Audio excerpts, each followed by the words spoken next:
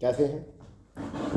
मैं उम्मीद करता हूँ सब लोग अच्छे होंगे और तैयारी भी बहुत अच्छे से चल रही होगी आप लोगों की। चलिए, आज का जो हमारा वीडियो है ये आप देखेंगे UP triple S C PET का एग्ज़ाम जो है बिल्कुल करीब आ चुका है। तो आज हमने उसी की एक सीरीज़ शुरू की है जिसमें हमने जीएस से जो जुड़े हुए 50 क्वेश्चन हैं उनका हम आपको एनालिसिस यहाँ कराते हैं और उनका टेस्ट सीरीज भी चलेंगे। तो कोशिश ये करते हैं कि हम आप इनको अच्छे तरीके से अपनी कॉपी में नोट डाउन कर सकते हो। ठीक है, तो यहाँ पर हम बात करते हैं, देखते हैं एक रिवीजन क्विज चल रही है तो इसको ज़्यादा से ज़्यादा आपके हेल्पफुल रहेगी परीक्षाओं में। और ये UP triple S C PET से आने वाली जितनी वैकेंसी हैं उन्हीं के लिए फ़ायदेमंद रहेगी और आगामी एग्जाम जितने भी होंगे उनके लिए सभी अच्छे नॉलेज के साथ हम इसको साझा करेंगे। ठीक है, तो देखिए हमारा पहला क्वेश्चन है, निम्नलिखित में से गलत का चयन कीजिए। अब यहाँ पर अगर हम बात करते हैं कि पहला विकल्प जो है वो क्या है, पाकिस्तान उत्तर पश्चिम दिशा में भारत के साथ अपनी सीमा साझा करता है। दूसरा विकल्प क्या है, भूटान उत्तर दिशा में भारत के साथ अपनी सीमा साझा करता है। और यहाँ पर है म्यांमार पूर्व दिशा से भारत के साथ अपनी सीमा साझा करता है। तो इनमें पूछा है गलत की बात है, तो यहाँ पर क्या पूछा है, गलत। तो कि इनमें बताना है कि गलत क्या है, तो इनमें बताना है कि चौथा विकल्प जो है इनमें से कोई नहीं। तो यहाँ हम आपको बता दें कि इन चारों विकल्पों में जो है गलत की बात करते हैं तो इनमें से गलत कोई भी नहीं है। इसका मतलब क्या है कि सारे ही विकल्प जो हैं बिल्कुल सही हैं। जैसे कि बात करते हैं, पाकिस्तान उत्तर पश्चिम दिशा में भारत के साथ अपनी सीमा साझा करता है और भूटान उत्तर दिशा में भारत के साथ अपनी सीमा साझा करता है और म्यांमार जो पूर्व की तरफ। अगर हम इसके विश्लेषण की बात करें तो अगर हम और थोड़ा सा देखना चाहें तो इसके विश्लेषण को देखना चाहें तो देखिए, जो हमारी उत्तर पश्चिम वाली दिशा है, उत्तर पश्चिम वाली दिशा है, उस दिशा में जो है पाकिस्तान और अफगानिस्तान जो है सीमा साझा करते हैं। और अगर हम बात करते हैं इसकी उत्तर दिशा में, डायरेक्ट उत्तर दिशा की अगर बात करें तो चीन नेपाल और भूटान, तो इसके साथ साथ चीन नेपाल भूटान भी हो जाएगा। और अगर हम तीसरे की बात करें तो म्यांमार पूर्व दिशा से भारत में, तो यहाँ पे क्या है कि अगर हम म्यांमार की बात करें तो पूर्व की दिशा से बांग्लादेश और म्यांमार ये करते हैं, तो इसके साथ बांग्लादेश भी ऐड कर सकते हैं। परंतु यहाँ पर कोई भी क्वेश्चन विकल्प जो है वो गलत नहीं है। इससे पता चलता है कि ये विकल्प आपका सारे सही हैं। ठीक है, दूसरे क्वेश्चन की तरफ बात करते हैं। दूसरा क्वेश्चन क्या कहता है, दूसरा क्वेश्चन में है कि निम्न में से कौन सा देश भारत के साथ अपनी समुद्री सीमा साझा नहीं करता। तो देखिए इसका क्या है कि म्यांमार, नेपाल और भूटान, यहाँ पर भी दिया गया है म्यांमार विकल्प ए, विकल्प 2 नेपाल नंबर, और मालदीव जो है नंबर 3 और भूटान जो है नंबर 4। तो इसका आंसर क्या हो जाएगा, आपका करेक्ट आंसर हो जाएगा मालदीव। ठीक है, तो मालदीव जो है वो अपने भारत के साथ जो है वो सीमा साझा नहीं करता है, मालदीव सीमा साझा नहीं करता है।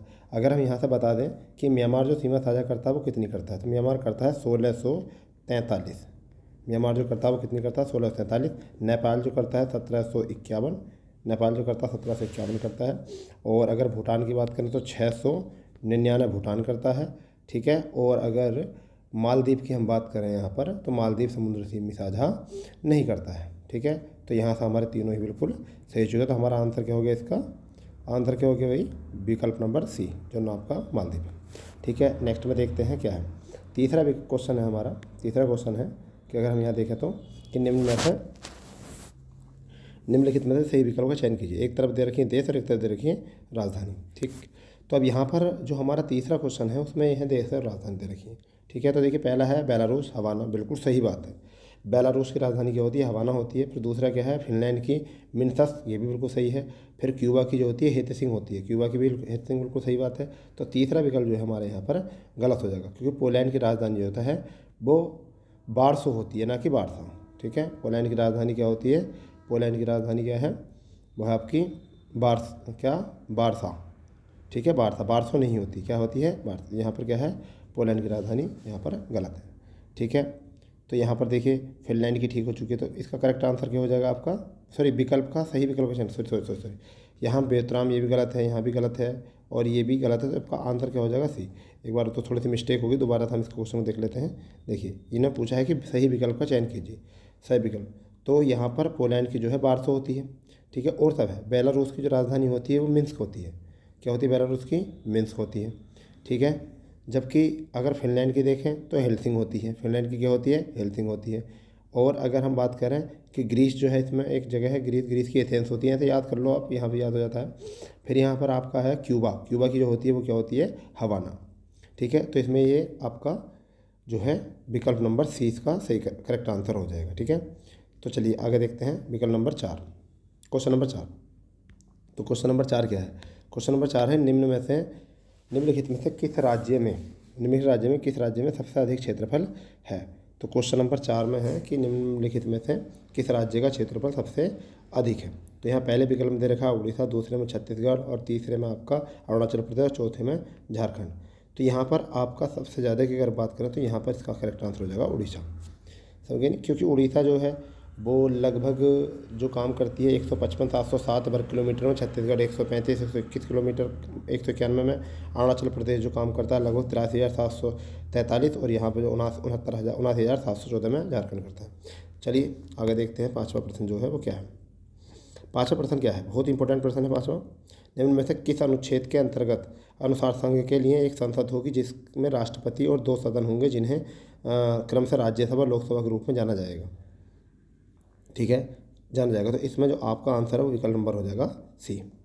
ठीक है, विकल्प नंबर सी आपका करेक्ट आंसर हो जाएगा, क्योंकि यहाँ पर आपको पता संसद के लिए यहाँ से क्वेश्चन बना हुआ है। ठीक है, छठा क्वेश्चन जो है वो हमारा क्या है देख लेते हैं। छठा क्वेश्चन है कि संसद के प्रत्येक सदन को राष्ट्रपति समय समय पर, छठा क्वेश्चन क्या है?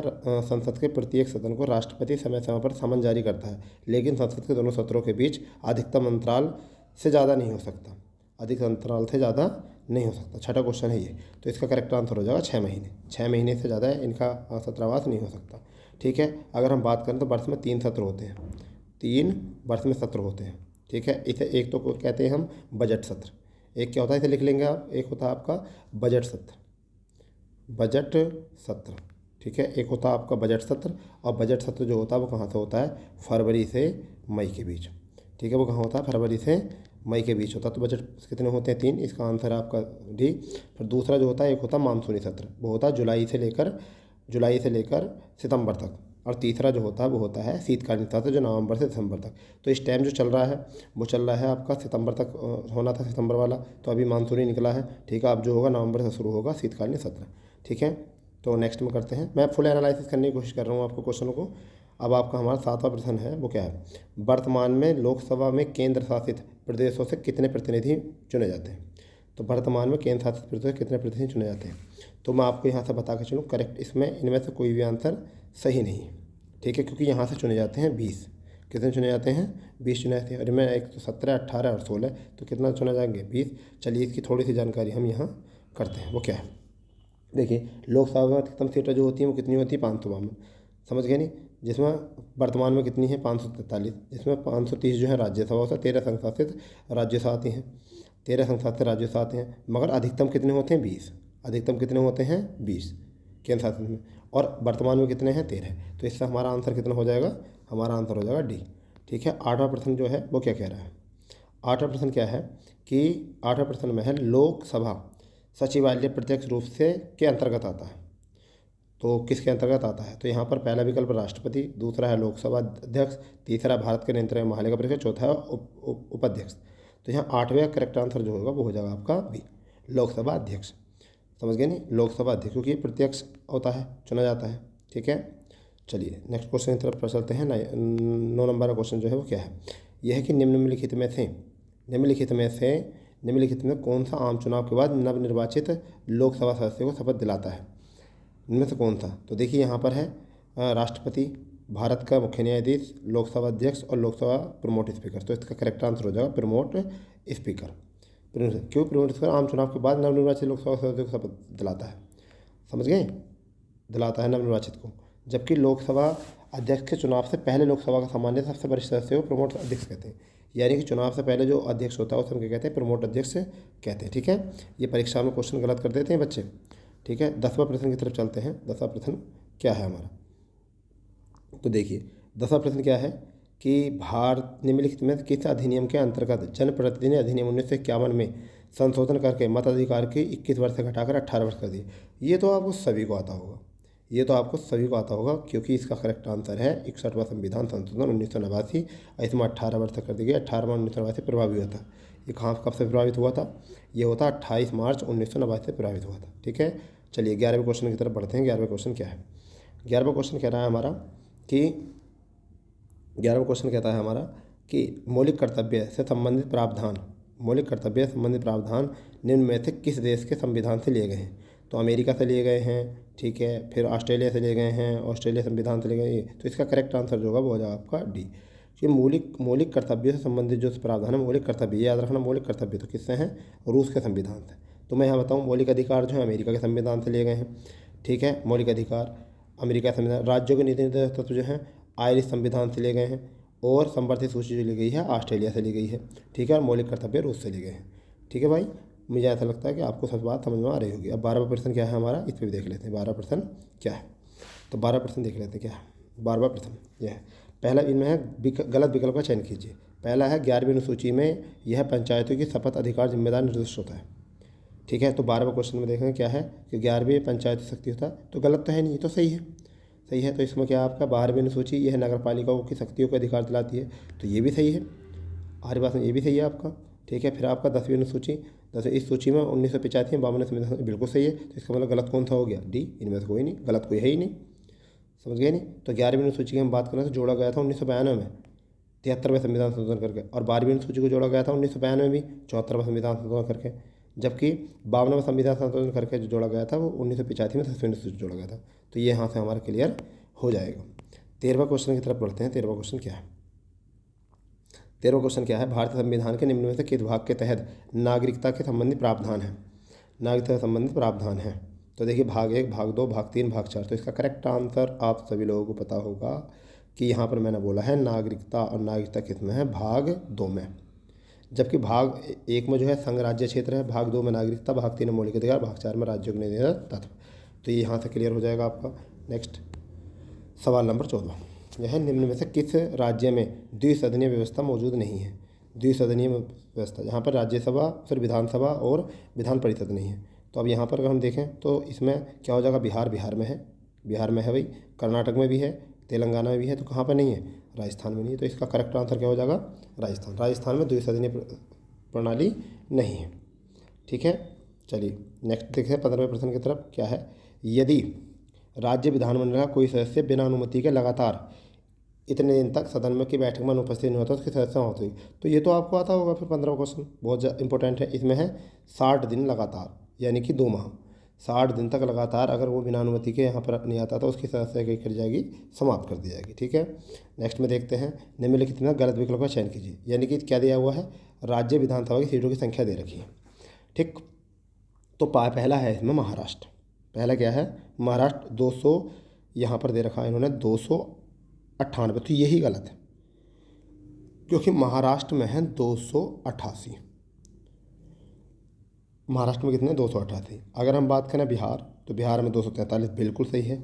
मध्य प्रदेश की अगर हम बात करें तो 230 बिल्कुल सही है, ठीक है। कर्नाटक की अगर बात करें तो 224 बिल्कुल सही है। यहाँ पर एक और ऐड कर लो यूपी, यहाँ पर एक ऐड और कर लो यूपी, यूपी में कितनी है, 403, यूपी में कितनी है भैया, 403। ये हो जाएगा बिल्कुल क्लियर। तो यहाँ पर हमने एक यूपी और जोड़ दिया, इसमें करेक्ट आंसर हमारा कौन सा हो गया, पहला ही वाला हो गया, क्योंकि इन्होंने 10 इसमें ऐड करके ज़्यादा दे रखी हैं, ठीक है जी। 17वां प्रश्न क्या है, 17वां प्रश्न क्या है, देख लीजिए इसको। 17वें प्रश्न की तरफ अगर आगे बढ़ते हैं हम, तो क्या है, निम्नलिखित में से कौन सा महत्वपूर्ण दिवस मार्च के महीने में नहीं मनाया जाता। 17वें प्रश्न की तरफ देखें तो कौन सा मार्च के रूप में नहीं मनाया जाता। तो देखिए अगर हम बात करें विश्व जल दिवस, विश्व जल दिवस तो 22 मार्च को मनाया जाता है, 22 मार्च, ठीक। अंतर्राष्ट्रीय वन दिवस, अगर अंतर्राष्ट्रीय वन की बात करें तो 21 मार्च को मनाया जाता है।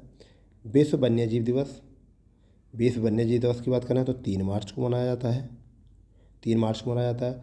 तो ये वाला नहीं मनाया जाता, क्यों, क्योंकि विश्व आर्द्रता दिवस मनाया जाता है 2 फरवरी को, कब मनाया जाता है, 2 फरवरी को मनाया जाता है। तो हमारा ये वाला यानी कि विश्व आर्द्रता दिवस वाला जो है हमारा ये गलत हो गया है, ठीक है। 18वें क्वेश्चन पे यहीं देख लेते हैं। 18वां क्वेश्चन क्या है, 18वें क्वेश्चन में कहा गया है कि निम्न में से कौन सा विकल्प गलत है।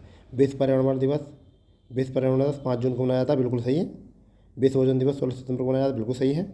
विश्व मृदा दिवस 5 दिसंबर को मनाया जाता है, बिल्कुल सही है, 5 दिसंबर को मनाया जाता है। तो गलत कौन सा है, सी विकल्प हो गया यहाँ से गलत, क्योंकि विश्व पर्यटन दिवस जो है वो विश्व पर्यटन दिवस जो होता है वो 27 सितंबर को मनाया जाता है, ना कि मार्च को। कब मनाया जाता है, 27 सितंबर को मनाया जाता है। तो यहाँ से नोट डाउन कर लेना भैया। 19वां प्रश्न क्या है, निम्न में से कौन सा देश उत्तरी अटलांटिक संधि संगठन का सबसे नया देश है, कौन सा सबसे नया देश है। तो यहाँ पर हम बात कर लेते हैं 19वें की। तो यहाँ पर देखिए 19वें का कौन सा आंसर आपका ए विकल्प, नॉर्थ मैसेडोनिया। तो यहाँ पर बोला उत्तरी अटलांटिक। तो इसकी अगर बात करें तो 4 अप्रैल 1949 को इसकी स्थापना हुई थी। 4 अप्रैल को इसकी स्थापना हुई थी और 1949 को इसकी स्थापना हुई थी। ठीक है, इसका मुख्यालय ब्रुसेल्स में है और ये जो नवीनतम सदस्य बना था वे मार्च 2020 में बना था। तो कब बना था? मार्च 2020 में। ठीक है, तो नेक्स्ट में देखेंगे 20वां प्रश्न, अंतर्राष्ट्रीय परमाणु ऊर्जा एजेंसी से संबंधित गलत विकल्प चुनिए। अंतर्राष्ट्रीय परमाणु एजेंसी से गलत सुनिए। तो देखिए यहाँ पर इसमें क्या है, इसकी स्थापना 57 में हुई थी, बिल्कुल सही बात है, हम तो बिल्कुल सही मानेंगे इसको। इसका मुख्यालय जो है ऑस्ट्रिया के वियना में, बिल्कुल सही बात है। ठीक है, इसमें कहा गया कि टैंगो एक संगठन नया सदस्य है, बिल्कुल ठीक बात है। 2 मार्च 2022 को किया गया था इसका शुरू, 2 मार्च 2022 को इसे जोड़ा गया था नया सदस्य। इसमें पूछा गया भारत इसका सदस्य नहीं है, भाई भारत भी सदस्य है इसका। तो यहाँ पर विकल्प कौन सा हो गया? सी, इन्होंने नहीं दे रखा और है भारत सदस्य। तो इसका क्या आपका आंसर हुआ बैठेगा? विकल्प नंबर सी। ठीक है, तो दोबारा से याद रखना, क्वेश्चन करंट अफेयर का बन जाएगा कि टोंगा जो है इस संगठन का सदस्य कब बना था? 2 मार्च 2022 को बना था। ठीक है, चलिए 21वें क्वेश्चन की तरफ चलते हैं, वो क्या है? 21वें क्वेश्चन की तरफ चलते हैं, क्या है? तो यह निम्न में से किस देश को 2021 में इंटरपोल के 195 सदस्य के रूप में जोड़ा गया था? किसे जोड़ा गया था? तो यहाँ पर देखो इंटरपोल के सदस्य के रूप में यहाँ जोड़ा गया है। तो यहाँ पहला है कि अगर हम बात करें तो यहाँ पर 21 में जो जोड़ा है 195, वो तो जोड़ा है भाई माइक्रोनेशिया को, और वहाँ तो ये यहाँ तो है ही नहीं, माइक्रोनेशिया को जोड़ा गया है। ठीक है, और माइक्रोनेशिया को जोड़ा कब गया है? वो 23 नवंबर को जोड़ा गया है, 23 नवंबर 2021 को जोड़ा गया है, और वो तो यहाँ पे है नहीं, तो इसका मतलब इनमें से कोई नहीं हो गया। चलो अब इसके बारे में देख लेते हैं, इंटरपोल की जानकारी क्या है। माइक्रोनेशिया जोड़ा गया, इंटरपोल की जानकारी के बारे में थोड़ा देख लेते हैं। इंटरपोल क्या है? अंतर्राष्ट्रीय आपराधिक पुलिस संगठन है। अंतर्राष्ट्रीय आपराधिक पुलिस संगठन है, स्थापना 1923 में की गई थी। लियोन जो है फ्रांस में इसका मुख्यालय है। भारत भी इंटरपोल का सदस्य है, भारत जो इंटरपोल का सदस्य है। ठीक है, नेक्स्ट में 22 की तरफ जाते हैं। क्या है क्वेश्चन 22वां क्वेश्चन है, एक तरफ दे रखे हैं पर्यटन स्थल और एक तरफ दे रखे हैं इन्होंने स्थान। तो देखना है इसमें कि विकल्प गलत कौन सा है। तो विजय स्तंभ चित्तौड़गढ़ में, बिल्कुल सही बात है, बिल्कुल सही बात है। बीबी का मकबरा औरंगाबाद, बिल्कुल सही है। मोती मस्जिद जो है बिल्कुल दिल्ली फोर्ट में, बिल्कुल सही है। डच महल जो है, ये डच महल में गड़बड़ है, क्योंकि डच महल जो है ये केरल में है, ना कि गोवा में। कहाँ पर है ये केरल में। कहाँ पर भैया? ये केरल में, ना कि गोवा में, और केरल में है। और किसने बनवाया था अगर हम इसकी बात करें तो पुर्तगाली द्वारा बनाया था। ठीक है, पुर्तगाली द्वारा इसको बनवाया गया था। ठीक है, 23वें क्वेश्चन की तरफ चलते हैं। क्या है? निम्न में से गलत विकल्प का चयन कीजिए। ठीक है, एलिफेंटा की गुफाएं, एलिफेंटा की गुफा मुंबई में है, बिल्कुल सही बात है। एडाहित का झोपड़ा अजमेर में, बिल्कुल सही बात है। आरामबाग आगरा में, बिल्कुल सही। अब ये क्वेश्चन गलत है बस, जब 3 सही है तो। विवेकानंद रॉक मेमोरियल कहाँ पर है? ये कन्याकुमारी में, कन्याकुमारी। कहाँ पर है ये? कन्याकुमारी में। ठीक है, कन्याकुमारी में है। ठीक है, विवेकानंद रॉक मेमोरियल। ठीक है, इसको याद रखना है पक्के तरीके से। ठीक है, 24वां क्वेश्चन है, निम्न में से कौन सा पर्यटन स्थल उत्तर प्रदेश में राज्य में नहीं है? उत्तर प्रदेश में राज्य में नहीं है। तो देखिए सूती बुर्ज जो है वो उत्तर प्रदेश में है, मथुरा में है। उत्तर प्रदेश मथुरा में अकबर ने बनवाया था। इतमाद उद्दौला का मकबरा, ये भी आगरा उत्तर प्रदेश में नूरजहां ने बनवाया था। फिर इसमें आपका आ जाएगा शेर शाही मस्जिद, ये नहीं है, क्योंकि शेर शाही मस्जिद जो है वो पटना में है। शेर शाह मस्जिद जो है वो कहाँ पर है? पटना में। और पटना में किसने बनवाई थी? शेर शाह ने बनवाई थी। ठीक है, किसने बनवाई थी? शेर शाह ने बनवाई थी। तो आनंदी भवन का संग्रहालय है, वो भी कहाँ पर है? यूपी में है। आनंदी भवन का जो है कहाँ मुख्यालय? यूपी में। तो हमारा आंसर कौन सा हो गया? शेर शाही मस्जिद। क्यों? क्योंकि पटना में है। आनंदी भवन संग्रहालय जो वो कहाँ पर है? आनंदी भवन, ये जो है आपका आनंदी भवन जो है ये प्रयागराज में, मोतीलाल नेहरू ने बनवाया था, मोतीलाल नेहरू ने। 25वें अगर प्रश्न की तरफ जाएँ तो क्या है? निम्न में से किस स्थल को भारत के 39वें विश्व धरोहर के रूप में मान्यता प्राप्ति हुई थी? तो अगर हम 25 वाले क्वेश्चन की तरफ जाएँ तो यहाँ पर देखिए ये महारंग स्मारक, ये तो नहीं हो सकता। कोणार्क नहीं हो सकता। ठीक है, फतेह ये तो पहले थी। तो कौन सा है? रुद्रेश्वर मंदिर। रुद्रेश्वर मंदिर 25 जुलाई 2021 को 25 जुलाई 2021 को इसका सदस्य बना था। ठीक है, चलिए नेक्स्ट 26वां क्वेश्चन देखते हैं। 26वां क्वेश्चन क्या है? 26वां क्वेश्चन है कि वर्तमान में भारत में विश्व विरासत संख्या की स्थिति कितनी है? तो अगर हम इसकी तरफ जाएँ तो 5 जुलाई, अगर हम 5 जुलाई 2022 तक का आंकड़ा देखें, 2022 तक का आंकड़ों के अनुसार अगर देखें तो यहाँ पर भारत की विरासत संस्कृति कितनी हो चुकी है? 40। ठीक है, कितनी हो चुकी है अगर यहाँ तक की देखें तो 40। ठीक है, चलिए 27वें क्वेश्चन की तरफ चलते हैं। क्या है 27वां क्वेश्चन? 27वां क्वेश्चन क्या है? 27वें क्वेश्चन में देखते हैं क्या है। यह है भाई, निम्नलिखित में किस स्थान को 2022 में भारत के रामसर स्थलों की सूची में जोड़ा गया है? तो 27 की अगर हम बात करें तो रामसर स्थलों की सूची है, तो देखिए यहाँ पर इसका विकल्प जो हो जाएगा वो हो जाएगा हैदराबाद आर्द्रभूमि। कौन सा? हैदराबाद आर्द्रभूमि। हैदराबाद आर्द्रभूमि क्यों हो जाएगा? क्योंकि इसको जो है हैदराबाद आर्द्रभूमि को जो है इसे जोड़ा गया था 8 दिसंबर 2000, सॉरी मैंने कहा 2022 में, 2022 में, तो इसमें हो जाएगा बखेरा, सॉरी यहाँ पर क्या हो जाएगा 2022 में। तो 2022 में इसका जो आंसर हो जाएगा, 2022 में कब जोड़ा गया है? इसे बखेरा वन्य जीव अभ्यारण्य को जोड़ा गया है। और ये आपको आते होगा, बखेरा उत्तर प्रदेश में 2 फरवरी 2022 को जोड़ा था, 2 फरवरी 2022 को इसको जोड़ा गया था बखेरा को। ठीक है, अगर हम भिंडवाड़ा की देखें तो भिंडवाड़ा जो है हरियाणा में है, 2021 में जोड़ा गया था। सुल्तानपुर राष्ट्रीय, ये भी हरियाणा में है, अगस्त 21 को जोड़ा गया था। हैदरपुर अभ्यारण्य उत्तर प्रदेश में 8 दिसंबर को जोड़ा गया था इसको, 8 दिसंबर को।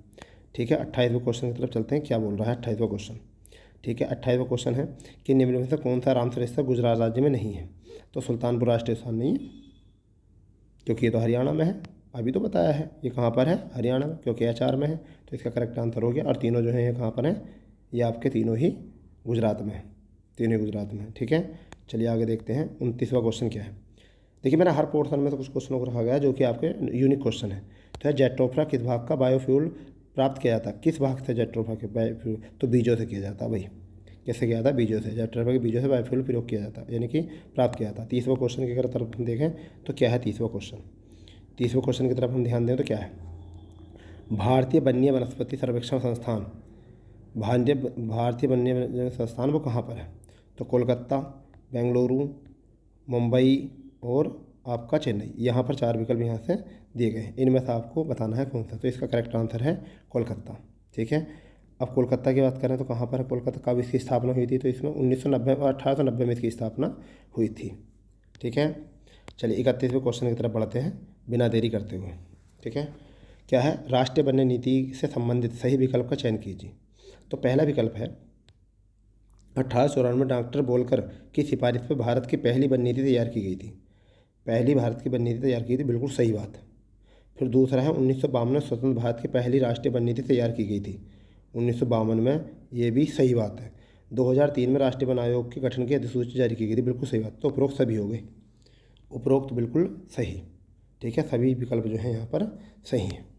ठीक है, 32वें क्वेश्चन की तरफ चलते हैं। क्या है? वन्यजीव संरक्षण अधिनियम की किस सूची में, वन्यजीव संरक्षण अधिनियम की किस सूची में जीवों को वर्मिंग कहा जाता है, इसका शिकार किया जाता है? तो यहाँ पर करेक्ट आंसर जो आपका हो जाएगा 32वें प्रश्न का, वो हो जाएगा सूची नंबर 5, सूची नंबर 5। ठीक है, सूची नंबर 5, क्योंकि इसमें 6 सूचियाँ होती हैं, अलग अलग तरह के वन्यजीव होते हैं इसमें। तो यहाँ पर 5 में जो होते हैं जीवो वार्मिंग शामिल होते हैं, 6 में इनमें पौधों की खेती रोपण की जाती है। इनके बारे में थोड़ा सा ये है जानकारी। ठीक है, चलिए टाइम को ना लगाते हुए आगे बढ़ते हैं। वो क्या है? ये है अपना नेक्स्ट क्वेश्चन 33वां। निम्न में से किस पुरस्कार को एशिया का नोबेल पुरस्कार कहा जाता है? तो ये आपको बहुत अच्छे से आता होगा। रेमन मैग्सेसे पुरस्कार को जो है एशिया का नोबेल पुरस्कार कहा जाता है। ठीक है, एशिया का नोबेल पुरस्कार रेमन मैग्सेसे पुरस्कार को कहा जाता है। ठीक है, नेक्स्ट में देखते हैं 34वां प्रश्न क्या कहता है कि पहली बार दादा फाल्के पुरस्कार अभिनेत्री रेणुका देवी को किस वर्ष में पुरस्कार मिला था? देखिए ये तो नाम सभी को पता होता कि किसे मिला था, देविका रानी को मिला था, मगर कब मिला था ये तो पता होना चाहिए। तो कब मिला था? 34वें प्रश्न में बी, 1969 में, 1969। करेक्ट आंसर कौन सा हो गया आपका? 1969 में ये इसको पहली बार मिला था। ठीक है, नेक्स्ट में अगर हम देखें 35वां प्रश्न क्या है? 35वें प्रश्न में है निम्न में से कौन सी पुस्तक विंस्टन चर्चिल द्वारा नहीं लिखी गई है? यहाँ पर है नहीं लिखी गई है, तो आपका इसका करेक्ट आंसर हो जाएगा सोशल कॉन्ट्रैक्ट, क्योंकि ये रूसो की लिखी हुई है। किसकी लिखी हुई है? ये रूसो की लिखी गई है। तो रूसो की लिखी गई तो फिर इसे विंस्टन चर्चिल क्या करेंगे लिखने के लिए? तो ये तो लिख ही नहीं सकते। ठीक है, नेक्स्ट में लिखेंगे, देखेंगे 36वां क्वेश्चन क्या है? 36वें क्वेश्चन में है निम्न में से कौन सा गलत विकल्प का चयन कीजिए? ठीक है, 36वें क्वेश्चन में कौन सा गलत विकल्प का चयन कीजिए? तो देखिए यहाँ पर क्या आता है, यहाँ पर नहीं दिया है कि केंद्रीय भैंस अनुसंधान हरियाणा में, ठीक। फिर है कृषि अनुसंधान, भारतीय कृषि अनुसंधान संस्थान, भारतीय कृषि अनुसंधान संस्थान, तो यही गलत है क्योंकि ये कहाँ पर है, ये दिल्ली में है। तो हमारा करेक्ट आंसर क्या हो जाएगा, डी। तो देखिए केंद्रीय क्या है, हरियाणा में, बिल्कुल सही बात है। राष्ट्रीय डेयरी करनाल हरियाणा में, ये भी सही है, ठीक है। कहाँ पर, करनाल में हो जाएगा, ठीक है।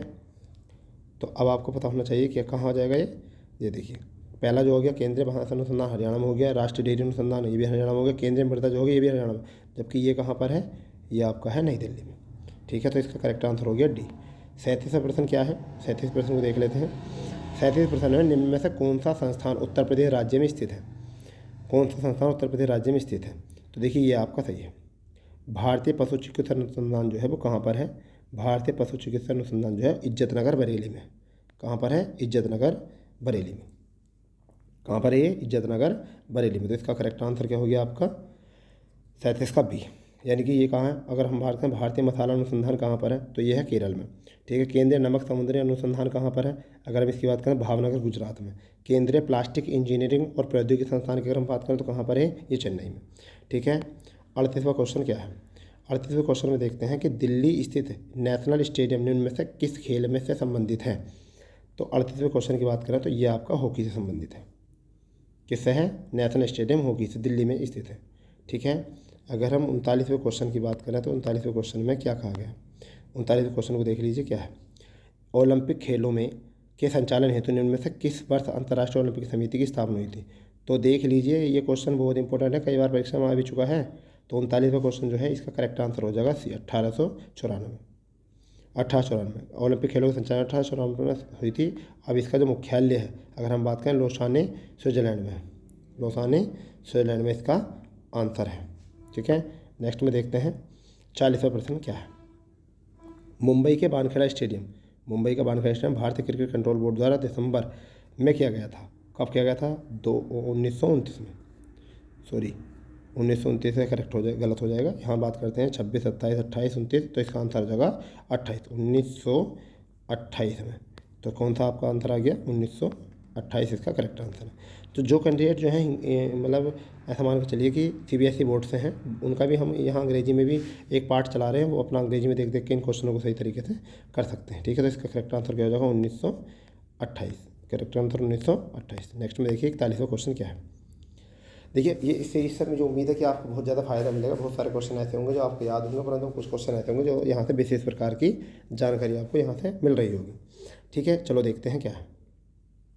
इसमें दिया है निम्न में से कौन सी ट्रॉफी या कप क्रिकेट से संबंधित है। तो देवधर ट्रॉफी, जीवी बिरला ट्रॉफी, ईरानी कप, दिलीप ट्रॉफी, ये तो सभी हैं यार, ये तो पता ही होगा। पहला, दूसरा, तीसरा, चौथा बिल्कुल सही। तो 41वें का विकल्प हो गया डी।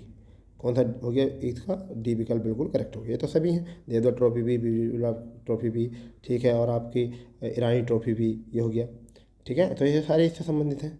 चलिए नेक्स्ट में देखते हैं। नेक्स्ट में क्वेश्चन क्या है कि 42वां क्वेश्चन है हमारा। 1861 ईस्वी में पहली बार Blackheath rugby and hockey club की स्थापना की गई थी। कहाँ पर की गई थी, इंग्लैंड में, लंदन में, स्विट्जरलैंड में, स्पेन में, जल्दी बताना है आपको, ठीक है। तो करेक्ट आंसर इसका क्या हो जाएगा, इंग्लैंड, इंग्लैंड में की गई थी इसकी स्थापना। 1861 में इसकी स्थापना की गई थी, ठीक है। 43वें क्वेश्चन की तरफ चलते हैं। 43वां क्वेश्चन क्या है, 43वां क्वेश्चन क्या है कि निम्नलिखित में से कौन से दो नृत्य एक ही राज्य से संबंधित हैं, कौन से दो नृत्य एक ही राज्य से क्या हैं, संबंधित हैं। तो 43वें का अगर हम बात करें तो इसका करेक्ट आंसर हो जाएगा ये बी, यानी कि दूसरा और तीसरा, कुंभी और मैलुट। कुंभी और मैलुट ये किस किस से, तमिलनाडु और केरल से, यानी कि केरल और तमिलनाडु दोनों ही केरल और तमिलनाडु से जुड़े हुए हैं, ठीक है, केरल और तमिलनाडु से जुड़े हुए हैं। जबकि हम बात करें सिंधी छम, ये सिक्किम से है। सिंधी छम जो है वो किससे है, सिक्किम से है। ये सिंधी छम जो है किससे है, सिक्किम से है। और भुट्टा जो है आंध्र प्रदेश से, ठीक है। चलो 44वें क्वेश्चन की तरफ बढ़ते हैं। 44वां क्वेश्चन क्या है, डैट मतलब डैश है एक हथियार आधारित मार्शल आर्ट है जिसे पंजाब के सिखों द्वारा आधारित किया। तो इनमें से कौन से ऐसी मार्शल आर्ट है जो एक हथियार के रूप में होती है। तो 44वां क्वेश्चन है, इसका विकल्प है आपका अगर यहाँ देखें तो एक गटका नाम का एक हथियार होता है जिसका प्रदर्शन सिख द्वारा जो किया जाता है, ठीक है, मार्शल आर्ट का होता है, क्या होता है, का। ठीक है, 45वें क्वेश्चन की तरफ बढ़ते हैं। 45वां क्वेश्चन क्या कह रहा है, निम्न में से कौन सा प्रसिद्ध तबला वादक नहीं है, यानी कि इनमें से कौन सा तबला वादक नहीं है। तो इसका है पन्नालाल घोष, यानी कि अल्लाह रखा भी तबला वादक, किशन महाराज भी। ठीक है, किशन महाराज भी इसका विकल्प सही है। ठीक है, और फैयाज खान भी, ये तीनों जो हैं वो किससे हैं, वो तो हैं तबला वादक थे। और ये कौन सा है, पन्नालाल घोष, तबला वादक नहीं है। तो पन्नालाल घोष किससे हैं, बांसुरी से। हरिप्रसाद चौरसिया और पन्नालाल घोष दोनों किससे हैं, बांसुरी से जुड़े हुए हैं। ठीक है, 46वें क्वेश्चन की बात करते हैं। 46वें, पिथिरई महोत्सव, कौन सा महोत्सव, पिथिरई महोत्सव किस राज्य से आयोजित किया जाता है। तो यहाँ पर 46वां क्वेश्चन जो है इसका क्या करेक्ट आंसर होगा, तो यहाँ पर हम बात करें तमिलनाडु से, क्योंकि तमिलनाडु के मदुरई में इसका आयोजन किया जाता है। तमिलनाडु के मदुरई में इसका जो है यहाँ से आयोजन किया जाता है। ठीक है, 47वें क्वेश्चन की तरफ बात करते हैं। तो क्या है, वेंकटेश्वर मंदिर, जिसे 7 पहाड़ियों का मंदिर भी कहा जाता है, आंध्र प्रदेश किस राज्य में। ये बहुत ही बढ़िया क्वेश्चन है, बहुत ज़्यादा इंपॉर्टेंट क्वेश्चन है। और इसकी बात करें चित्तूर जो है इसका एक करेक्ट आंसर हो जाएगा। चित्तूर जिला जो है आंध्र प्रदेश में है। तो यहाँ 7 पहाड़ियों का मंदिर के नाम से इसे प्रसिद्ध है ये। ठीक है, ये क्या है, इसके नाम से प्रसिद्ध है। 48वें क्वेश्चन की तरफ करते हैं। तो 48वें क्वेश्चन क्या है कि निम्न में से कौन सा गलत जो विकल्प जो है वो गलत है। तो यहाँ देखिए, सबसे पहला है विरूपाक्ष मंदिर, ये बिल्कुल सही है, कर्नाटक में, हम्पी में। होयलेश्वर मंदिर जो है ये कर्नाटक में है। ठीक है, ये कर्नाटक में, मगर ये कहाँ पर है, ये है हेलेबीडू। फिर यहाँ पर विकल्प हो गया कंदारिया महादेव मंदिर, तो ये गलत है। कांदेरिया महादेव मंदिर जो है ये गलत है, क्योंकि कांदेरिया महादेव मंदिर जो है मध्य प्रदेश में, कहाँ पर है, मध्य प्रदेश में। कांदेरिया महादेव मंदिर कहाँ पर, कर्नाटक में होगा, कहाँ पर, मध्य प्रदेश में, कहाँ पर, खजुराहो में। ठीक है, विट्ठल स्वामी मंदिर जो है ये भी कर्नाटक में है, विट्ठल स्वामी हम्पी में है ये भी।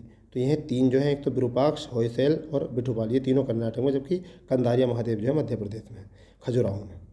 ठीक है, अगर हम 49वें क्वेश्चन की बात करें तो क्या है, 49वां क्वेश्चन है भारत के बाहर स्थित प्रसिद्ध मंदिरों में से संबंधित गलत विकल्प चुनिए। तो 49वें की हम बात करें तो क्या है कि गलत विकल्प का चयन कीजिए। तो यहाँ पर है आपका कि प्रम्बन मंदिर इंडोनेशिया में, बिल्कुल सही है, जावा में ये पड़ता है। प्रही बिहार मंदिर जो कंबोडिया में है, बिल्कुल सही बात है। अब आ गया कटास राज मंदिर, ये कहाँ पर है, कसाट राज मंदिर, ये पाकिस्तान है, बिल्कुल सही बात है। मुन्नेश्वर मंदिर जो है वो नेपाल में नहीं, ये श्रीलंका में। ये कहाँ पर है, श्रीलंका में, श्रीलंका। तो ये देखिए, श्रीलंका ने अभी हाल ही में चैंपियन ट्रॉफी जीती है, तो इसके बाद श्रीलंका पे ये भी ध्यान रखना, और श्रीलंका में चैंपियन ट्रॉफी और मुन्नेश्वर मंदिर भी है। ठीक है जी, चलिए अब देखते हैं अंतिम आज का अंतिम प्रश्न और इस टेस्ट का भी अंतिम प्रश्न। तो देखिए, ये आपका 50वां प्रश्न है। क्या है ये, विधान परिषद के रिक्त पदों को निम्न में से किसके द्वारा नए चुनाव और नाम के द्वारा भरा जाता है, ये वाला विकल्प। तो दोबारा सुनिए, विधान परिषद के रिक्त पदों को निम्न में से किसके द्वारा नए चुनाव और नामांकन द्वारा भरा जाता है। तो यहाँ पर इसका करेक्ट आंसर हो जाएगा राज्यपाल, इसके द्वारा राज्यपाल। तो दोस्तों, अगर ये सीरीज़ आपको अच्छी लगती है तो आप अपने कमेंट्स बॉक्स में लिख सकते हैं कि हम इसको जारी रखें या नहीं रखें। और इसकी जो PDF है आपको टेलीग्राम पे मिल जाएगी, MS कंपटीशन पॉइंट कांट के नाम से टेलीग्राम है, और आपको टेलीग्राम का लिंक किसी डिस्क्रिप्शन में मिल जाएगा, वहाँ से आप इसकी PDF डाउनलोड कर सकते हो। मैंने इसका डिस्क्रिप्शन यानी वर्णन करा दिया है, और आप अपने हिसाब लगाइए और बताइए कितने कितने क्वेश्चन आपने यहाँ से किए हैं। तो दोस्तों, अगर आपको ये पूरा वीडियो अच्छा लगा हो तो इसे ज़्यादा से ज़्यादा शेयर करें, अपने दोस्तों को शेयर करें, जिससे कि आपकी तैयारी और भी बेहतर ढंग से हो सके। ठीक है, तैयारी आपकी है, कामयाबी आपकी है, परंतु प्रयास हमारा है। ठीक है, जय हिंद, जय भारत।